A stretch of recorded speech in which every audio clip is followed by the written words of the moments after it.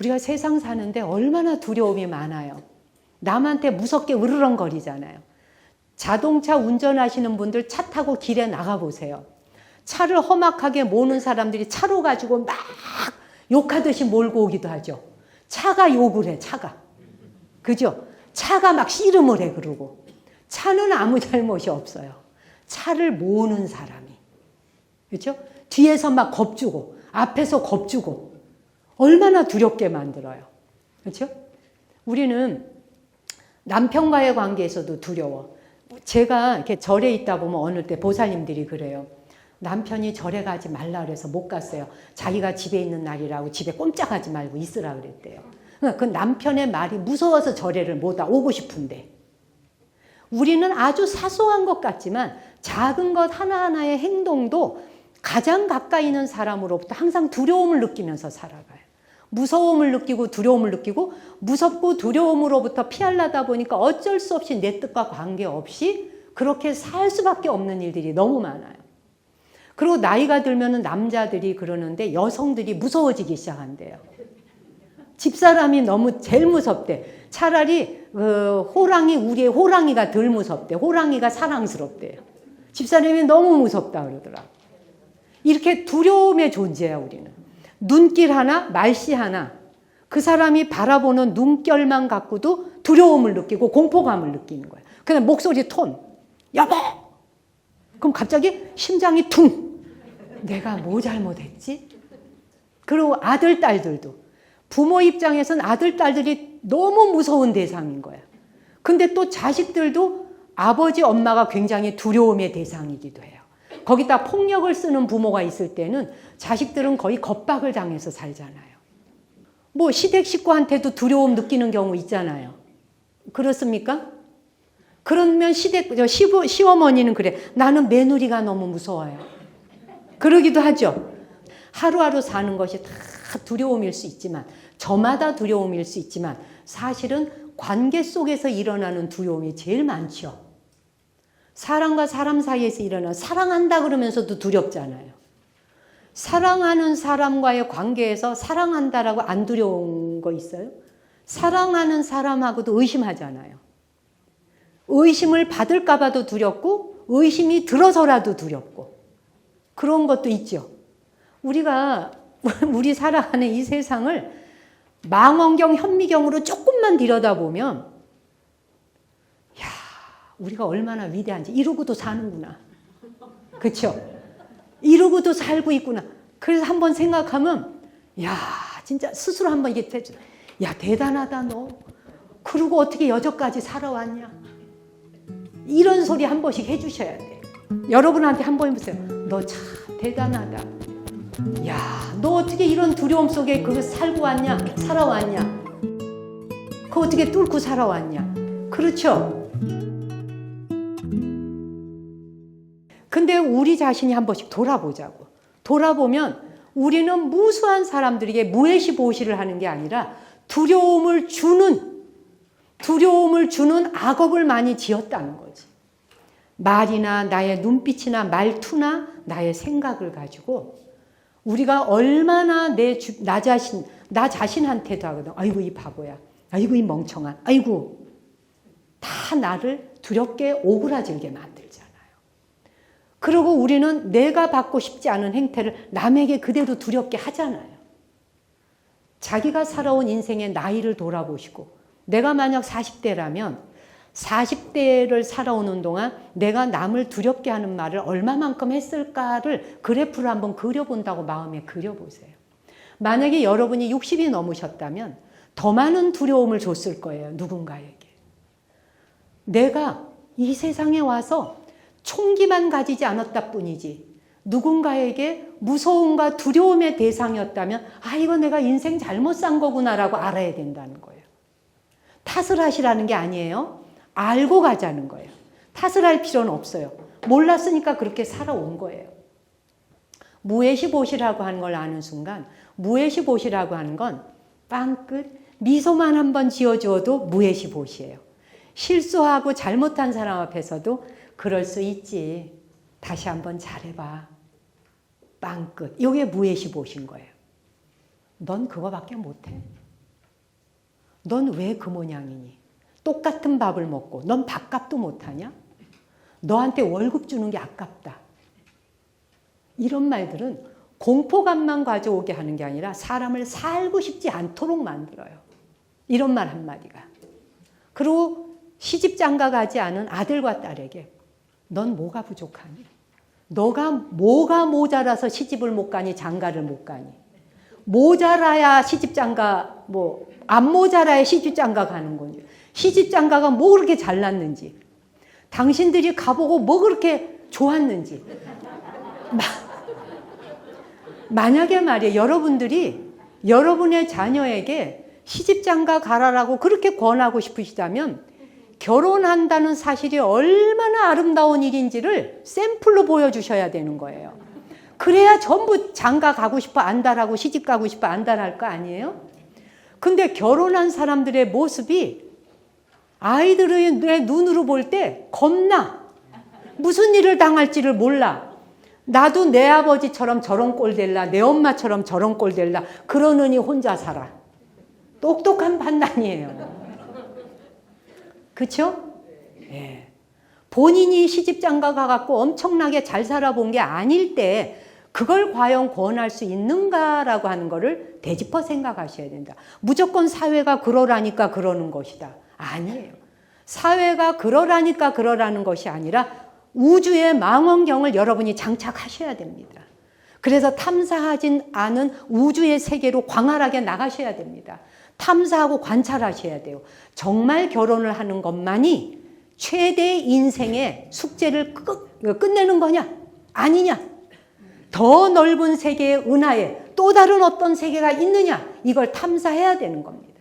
탐사도 하지 않은 채 고장난 망원경을 갖고 거듭 보이지도 않는 망원경을 가지고 희뿌연 걸 갖고 별도 안 반짝거리는데 야 시집가 장가가 애들이 설과 추석이 오기만 하면 난리를 친다는 거예요.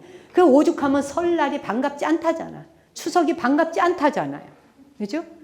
우리가 이런 한마디의 말로 인생살이에 한 사람 한 사람에게 부모라는 이유로 무엇의 이유로 가지고 누군가에게 본의 아니게 두려움과 무서움의 말을 했던 적이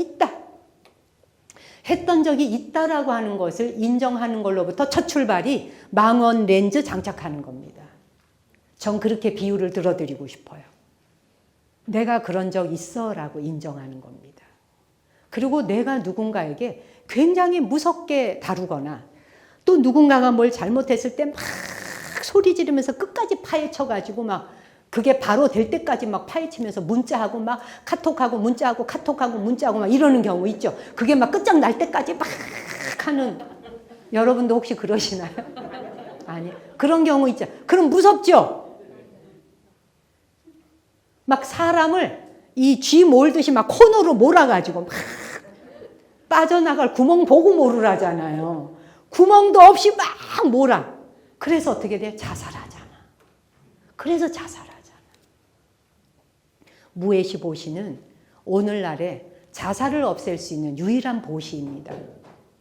자살하고 싶은 심리를 없애버릴 수 있는, 그 마음을 다독거리게 할 수 있는, 그것이 바로 이 무예시 보시예요. 그 혹시 여러분 영화 혹시 기억나실까 모르겠다. 가위손이라고 하는 영화 보신 적 있는지. 안 봤다 한번 보셔요.